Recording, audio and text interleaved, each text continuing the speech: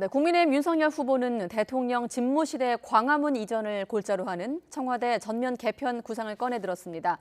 민주당 이재명 후보와 송영길 대표가 잇따라 정치 혁신안을 띄우자 맞불을 놓은 것으로 해석되고 있는데 이어서 부장원 기자가 보도합니다. 윤석열표 정치개혁의 방점은 청와대 힘 빼기에 찍혔습니다. 개헌 같은 거대 담론 대신 국민이 체감할 수 있게끔 대통령이 일하는 방식부터 바꾸겠다는 구상입니다. 제가 대통령이 되면 기존의 청와대는 사라질 것입니다.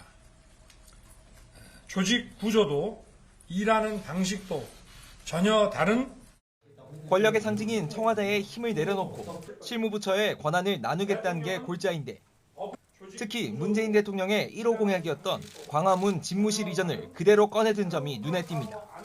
경호 문제로 결국 이전하지 못한 현 정부와 달리 미리 준비해 임기 첫날부터 옮겨 근무하겠다고 강조했습니다. 새로운 대통령실은 광화문 정부 서울청사에 구축될 것입니다. 기존의 청와대 부지는 국민께 돌려드릴 것입니다. 민주당 이재명 후보의 정치혁신 선언에 맞불을 놓은 셈인데 설 연휴 이슈에 주도권을 놓치지 않겠다는 의미로 읽힙니다. 윤 후보는 이번 정치 공약 발표를 앞두고 주제부터 내용까지 직접 챙기며 어떤 의제를 던질지 마지막까지 고심을 거듭한 것으로 전해집니다. 보통 전날 저녁쯤 일정이 확정됐던 것과 달리 당일 새벽에야 주제가 정해졌고 직전까지 내용이 계속 뒤바뀐 것도 이 때문입니다. 정부 방침과는 정반대로 주식 양도소득세를 전면 폐지하겠다는 7자 공약도 내놨는데 큰 손 작은 손 일반 투자자를 가릴 거 없이 주식 시장 자체가 자금이 많이 몰리고 활성화되어야만. 앞서 이재명 후보가 밝힌 주식 양도세 완화에서 한 걸음 더 나아간 겁니다.